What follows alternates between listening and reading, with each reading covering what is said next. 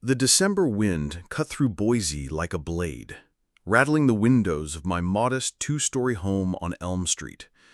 I stood in the living room, adjusting the string of Christmas lights for the third time, their warm glow casting dancing shadows on the faded wallpaper Linda had chosen 23 years ago. My name is Raymond Sutter, though most folks just call me Ray, and at 62, I'd grown comfortable with the quiet rhythm of my life. The house smelled of cinnamon and vanilla from the sugar cookies cooling in the kitchen, Linda's recipe, the one I'd memorized by heart after she passed. I traced my fingers along the mantelpiece, stopping at the framed photo of her holding Derek and Emily when they were still small enough to believe their father could fix anything. Back then, Derek was 10 and Emily 7. Now Derek was 35, flying in from New York with his wife Melissa and their 6-year-old son Ethan. Emily, 32 and still my gentle girl, would drive over from her apartment across town where she graded papers and planned lessons for her third-grade class. Before we jump back in, tell us where you're tuning in from, and if this story touches you, make sure you're subscribed, because tomorrow I've saved something extra special for you. The rumble of a car engine drew my attention to the window. A sleek black SUV, the kind that cost more than I made in 6 months, pulled into my narrow driveway. Derek emerged first, his tailored coat and leather shoes looking out of place against my chipped concrete steps. His wife Melissa followed, elegant and reserved, while little Ethan bounded out like a spring that had been compressed too long. "Grandpa Ray!" Ethan's voice cut through the cold air as he ran toward the door, his cheeks already pink from the wind. I opened the door wide, my heart warming as the boy launched himself into my arms. "There's my favorite builder," I said, lifting him up. "Did you bring your tool belt?" "I forgot it at home," Ethan giggled, "but Mom packed my dinosaur book." Derek approached slowly, checking his phone as he walked. "Hey, Dad," he said without looking up, his greeting as cold as the air behind him.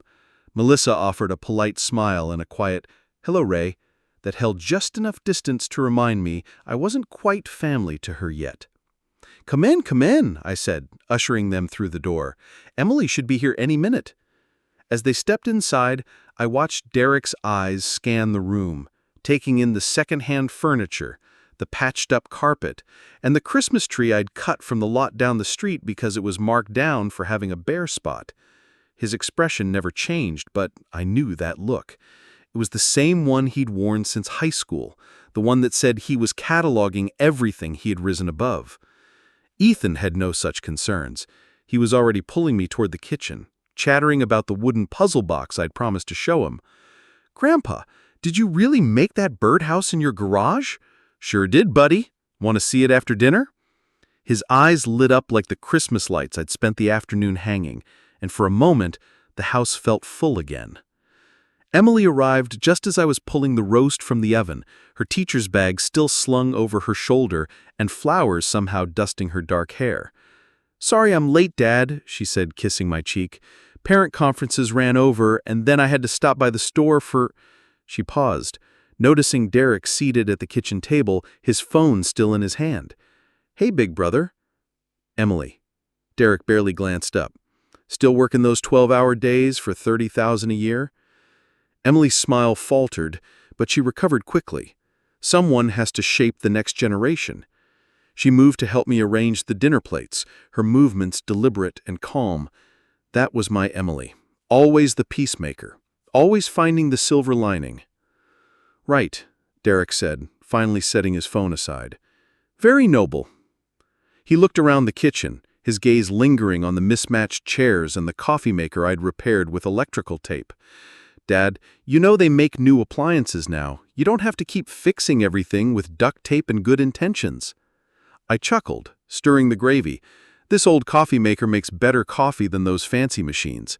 Sometimes the old ways work just fine." "That's the problem," Derek muttered, loud enough for everyone to hear. "You're content with just fine when you could have so much more." Melissa shifted uncomfortably in her chair, her manicured fingers tracing the rim of her water glass. "The roast smells wonderful, Ray," she said, clearly trying to change the subject. "Grandpa taught me how to whittle," Ethan announced, bouncing in his seat. "We made a bird and everything. He has this whole workshop in the garage with all kinds of tools and—" "That's nice, sport," Derek interrupted, not looking at his son. He turned back to me. "Dad, I've been meaning to ask, are you still doing handyman jobs? At your age?" "When people need help, I help," I said simply, setting the gravy boat on the table. "Mrs. Peterson next door needed her kitchen faucet fixed last week. Took me 20 minutes. Derek shook his head. "You realize you could be retired by now if you'd made different choices, right? If you'd taken that promotion at Morrison Engineering instead of—" He gestured vaguely around the room. The promotion. It had been 30 years, but Derek still remembered.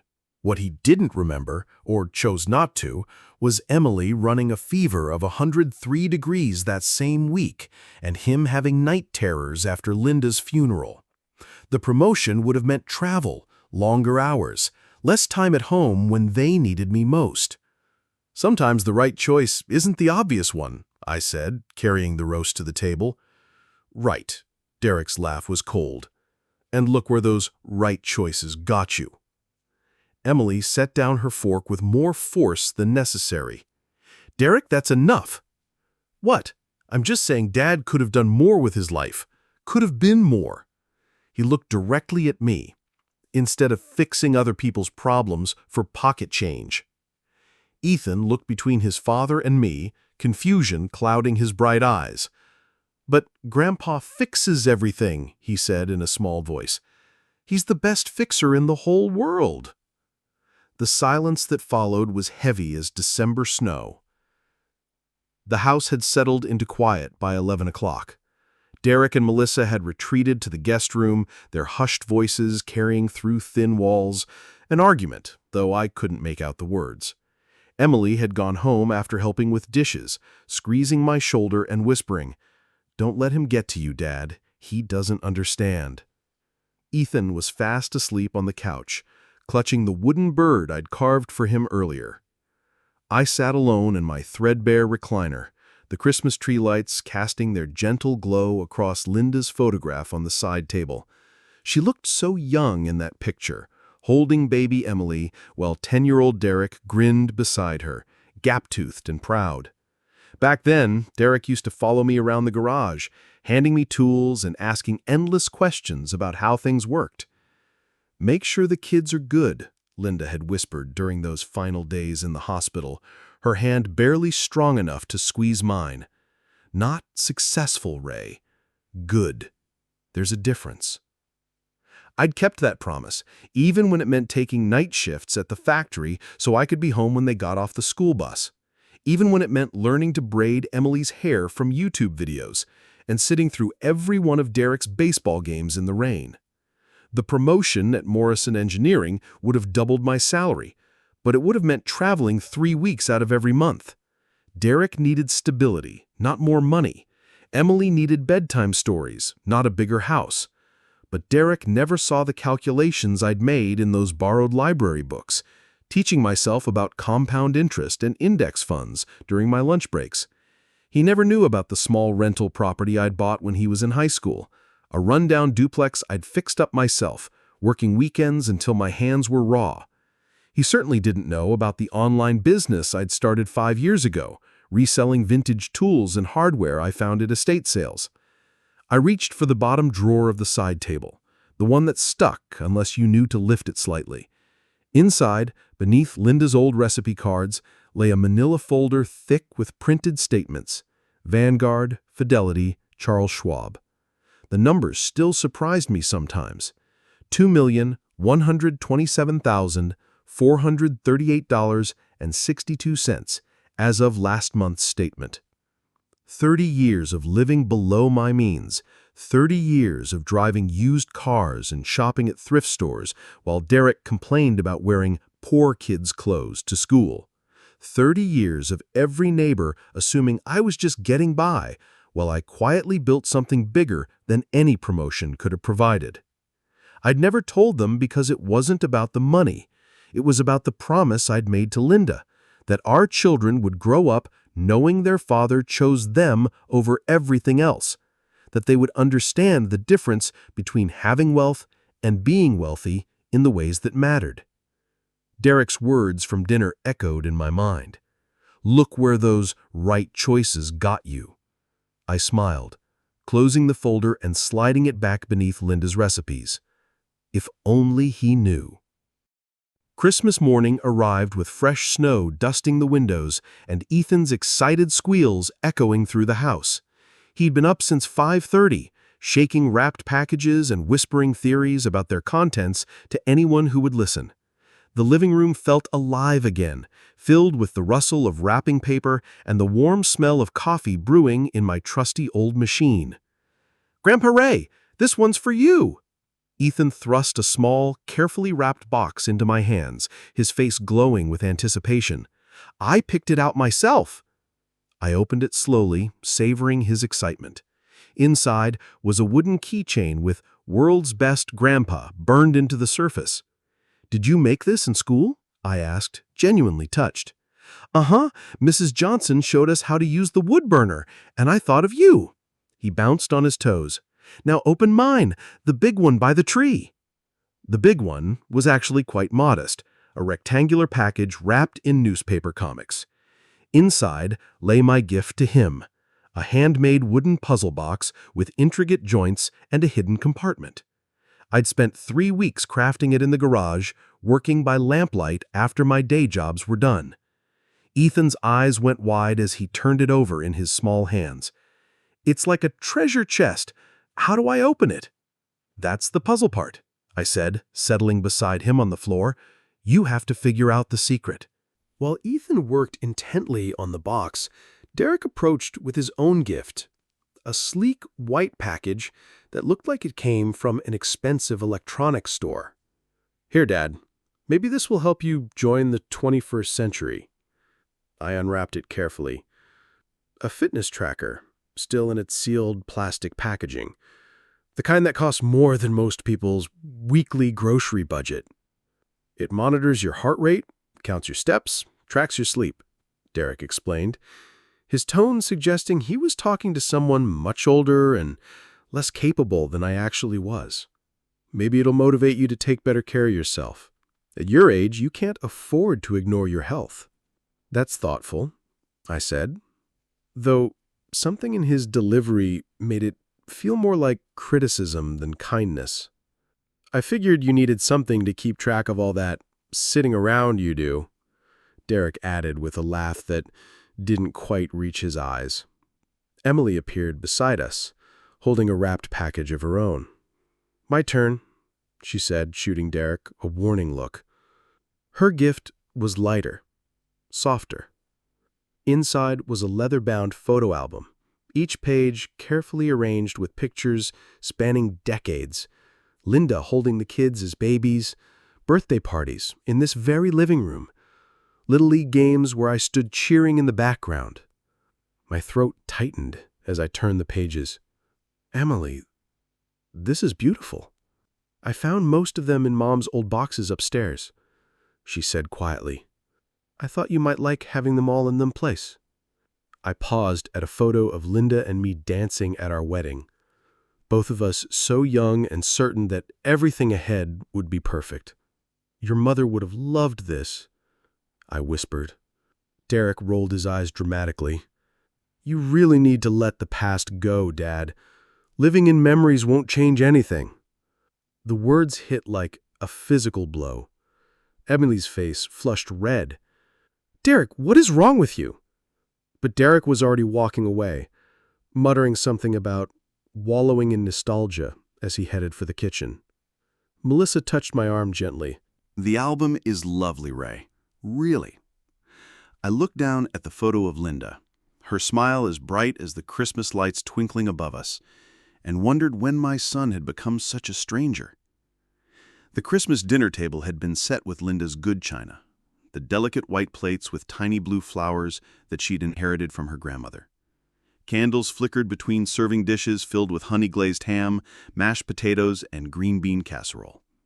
Everything looked perfect, but the tension from the morning had followed us into the dining room like an unwelcome guest. Derek had been drinking wine steadily since we sat down, his glass never quite empty, his comments growing sharper with each sip.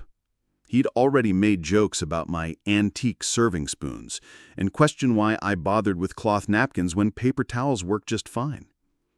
"This ham is delicious, Ray," Melissa said, making another attempt to steer the conversation toward safer ground. "Did you glaze it yourself?" "Linda's recipe," I replied, carving another slice for Ethan. "She always said the secret was adding a little mustard to the honey." "Of course it was Mom's recipe," Derek said, refilling his wine glass.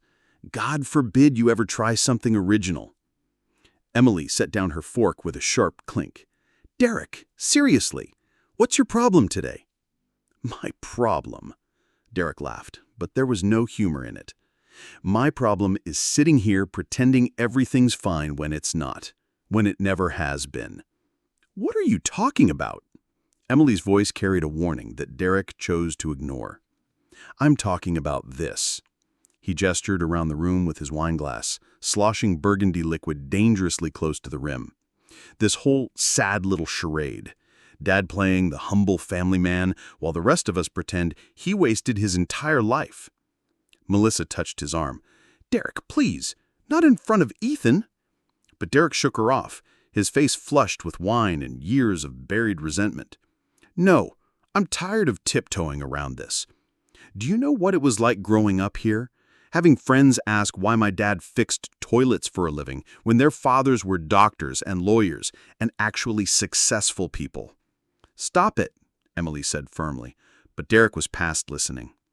"I spent years being embarrassed to bring anyone home. Years making excuses for why we lived in this dumpy little house while everyone else moved up in the world. You had opportunities, Dad, real ones, but you were too scared, too comfortable being small, too content with mediocrity to ever amount to anything." The room went silent except for the soft tick of the mantel clock.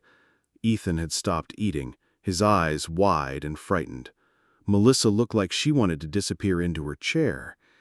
"Derek, that's enough." Emily's voice shook with fury. "No, it's not enough." Derek slammed his wineglass down, red liquid splashing across Linda's white tablecloth. "He's a leech, Emily. A 62-year-old man who fixes other people's sinks and calls it a career.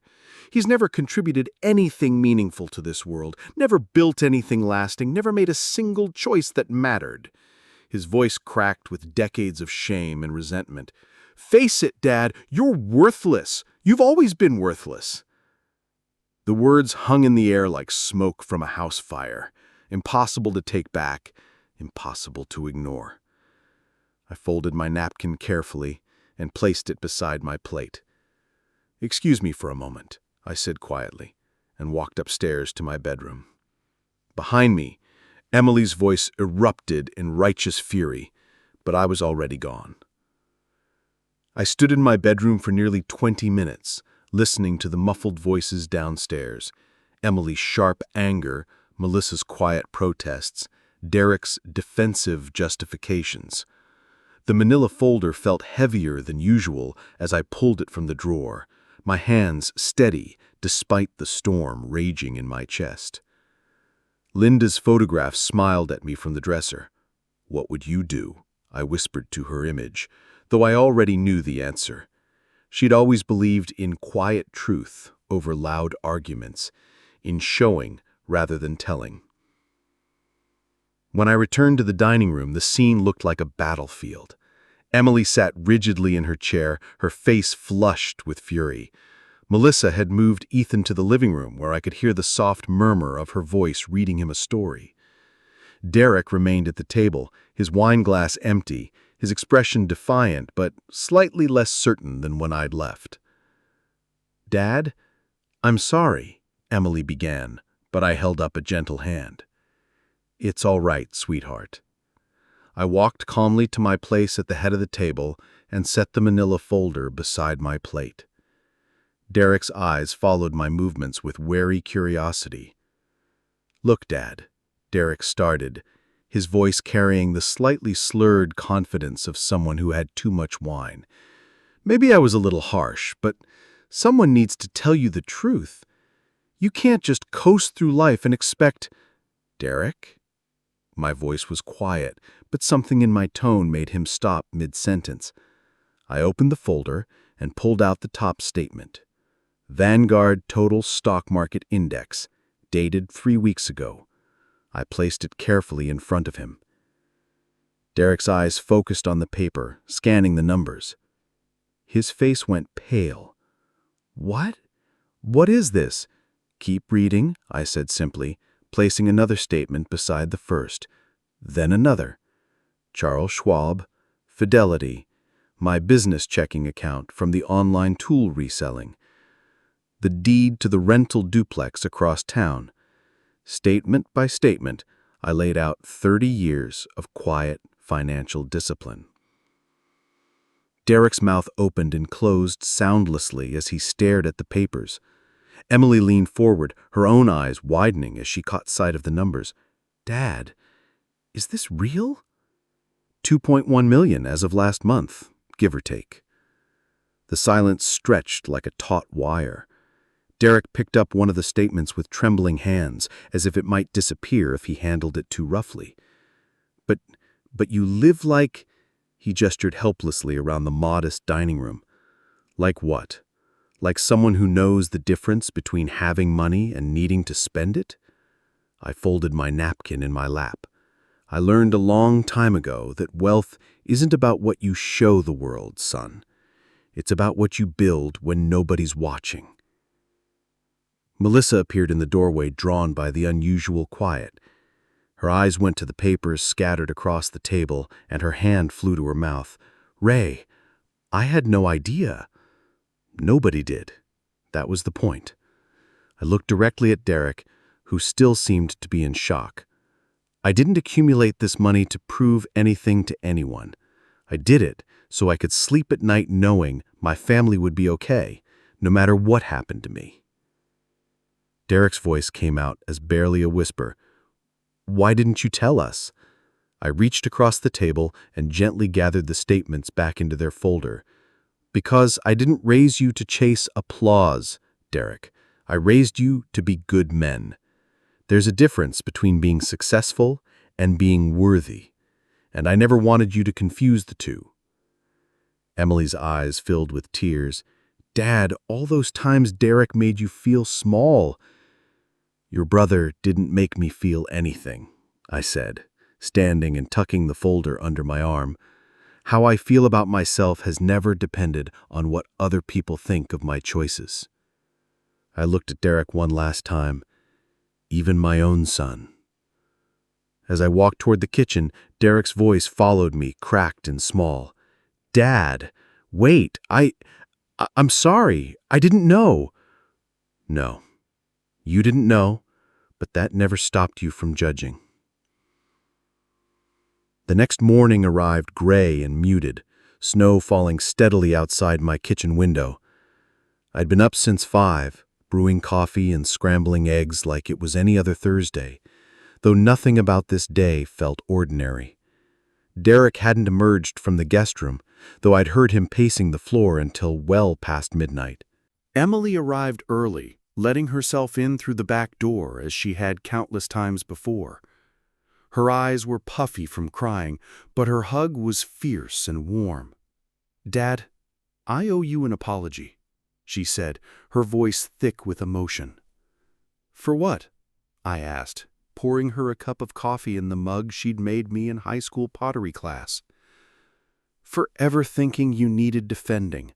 For not realizing—" She wiped her eyes with the back of her hand. "God, I feel so stupid. All those times I jumped in when Derek was being cruel, like you couldn't handle it yourself." I settled beside her at the kitchen table, the same table where I'd helped her with algebra homework and listened to her teenage heartbreaks. "You were being a good daughter. That's all I ever wanted from either of you." Melissa appeared in the doorway, still in her pajamas, carrying Ethan on her hip. The boy's face lit up when he saw me. "Grandpa Ray, can we work on my puzzle box today?" "Of course we can, buddy." I took him from Melissa and settled him on my lap. "Did you figure out the secret yet?" "Almost. I think there's a hidden button somewhere." Melissa poured herself coffee with shaking hands. "Ray, I need to say something." She turned to face me, her usual composed demeanor cracked with genuine emotion. "What Derek said last night, it was unforgivable. I've been married to him for 3 years, and I thought I knew who he was.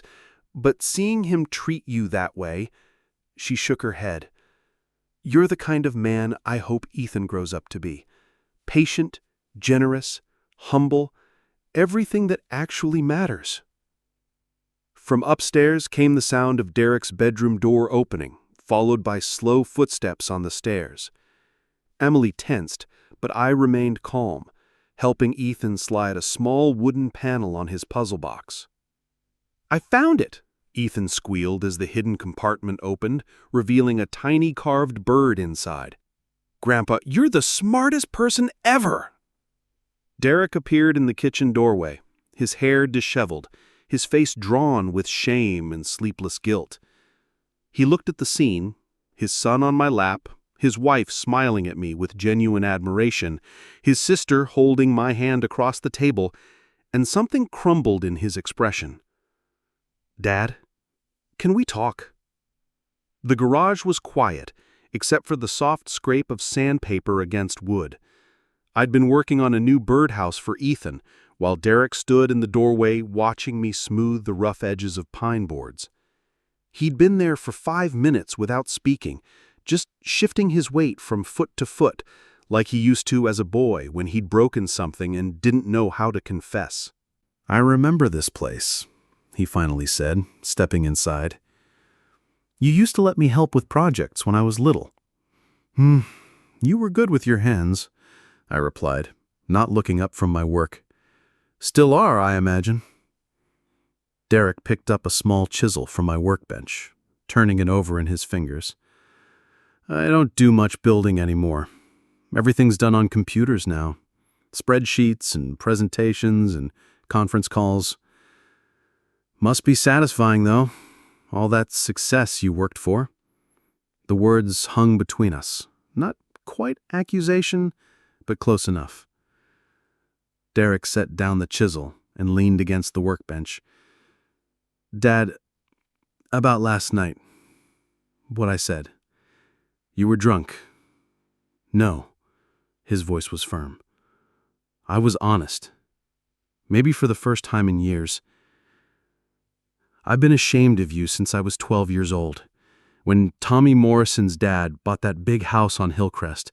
When Sarah Chen's father got promoted to vice president at the bank. I was embarrassed that my dad fixed their leaky faucets." I kept sanding, letting him talk. "I blamed you for every time I felt small. Every time someone asked what my father did for a living, and I had to make excuses." His voice cracked. "I convinced myself that you'd failed us, that you were too weak or too scared to be more than you were. And now—" Derek was quiet for a long moment. "Now I realize I never bothered to ask why. Why you turned down that promotion. Why you chose this life." He gestured around the garage, at the organized tools and half-finished projects. "I was so busy being angry about what you weren't, that I never saw what you actually were." I finally looked up from the birdhouse. "And what was that?" "Present." The word came out barely above a whisper. "You were always present. Every baseball game, every school play, every time I was sick or scared or needed help with homework." Tears began sliding down his cheeks. "I threw it all away, chasing things that don't matter. And I made you feel worthless, forgiving me everything that does." "Derek, why didn't you tell us about the money? Why didn't you ever defend yourself?" I set down the sandpaper and looked at my son, really looked at him, for the first time in years. because I didn't raise you to need my bank balance to respect me." The silence stretched between us, filled with 30 years of misunderstanding finally crumbling into dust. The email arrived on a Tuesday in January, 3 weeks after Derek and his family had returned to New York. The subject line was simple. "Help? Dad," it read. "Melissa and I have been talking, and we want to set up a college fund for Ethan. I know I have no right to ask after everything I said, but would you be willing to teach me how you did it? How you built something real while I was busy chasing promotions and corner offices? I've been thinking about what you said in the garage, about being present. I want to try to be the kind of father to Ethan that you were to me, even when I was too stupid to see it. Also, Ethan asks about his next birdhouse project every day. Can you FaceTime with him this weekend? Love, and I mean that. Derek." I read the email twice, Linda's photo watching from the mantelpiece. "He's learning," I told her image softly. That weekend, I spent an hour on video call with Ethan, guiding him through the steps to sand his puzzle box smooth. Derek sat quietly in the background, occasionally asking questions about compound interest and index funds. We talked about starting small, being consistent, thinking in decades rather than quarters. Emily had been visiting more often since Christmas, bringing papers to grade and staying for dinner. She'd started helping me organize workshops at the community center. Ray Sutter's Real Talk on retirement, teaching other folks in town the basic principles I'd learned from library books 30 years ago. "You're becoming famous," she teased one evening, watching me prepare handouts for the next session. "Mrs. Patterson called you the Warren Buffett of Boise at the grocery store." "God help us all," I laughed. The February workshop drew 23 people, packed into the center's small meeting room. I talked about living below your means, the magic of compound interest, and the difference between looking wealthy and being wealthy. Afterward, Tom Henderson, who'd been my supervisor at the factory 15 years ago, shook my hand and said, "Ray, I always knew you were smarter than you let on." The real measure of change came in March, when Derek called to tell me he'd made his first investment in Ethan's name, a modest contribution to a children's index fund. "It's not much, but it's a start," he said. "The best foundations always are," I replied. That evening, I sat in my garage working on a new project, a larger birdhouse that would take months to complete. Through the window, I could see spring beginning to touch the edges of winter, promising new growth in the months ahead. Spring had settled over Boise like a gentle blessing, filling my small backyard with the sound of new life. I sat on the back porch with my morning coffee, watching a family of robins investigate the large birdhouse I'd finished in March. 6 months had passed since that Christmas dinner, and the world felt different somehow. Not changed so much as revealed. Derek's voice came through the phone speaker, clearer than it had ever been. "Dad, Ethan's college fund hit its first $1,000 yesterday. He wanted me to call and tell you." "That's wonderful," I said, meaning it. "How's he doing with his latest project?" "The treasure chest you designed. He works on it every weekend. Melissa says it's like meditation for him. He gets this focused look, just like you do in your workshop." In the background, I could hear Ethan's voice. "Tell Grandpa Ray I figured out the secret compartment, and ask him if we can build a really big birdhouse next time." "He wants to build a really big—" "I heard him," I laughed. "Tell him we'll start planning when you visit this summer." The call ended with promises of regular check-ins and Ethan's excited chatter about learning to use a real saw. These conversations had become weekly rituals, replacing Derek's old pattern of obligatory holiday calls with something genuine and warm. Emily arrived as I was cleaning up lunch dishes, carrying a stack of essays and her usual smile. "How was your workshop yesterday?" she asked, settling at the kitchen table. "Good turnout. Mrs. Chen brought her grandson. He's starting his first job next month and wanted to learn about 401ks. I poured Emily a glass of iced tea. Funny thing is, I'm learning as much as they are. Teaching makes you see things differently. Like what? I looked out the window where Linda's rose bushes were preparing to bloom.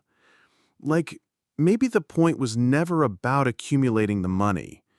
Maybe it was about understanding that security comes from making good choices, quietly, consistently, without needing applause. Emily reached across the table and squeezed my hand. Mom would be proud, you know, of all of it.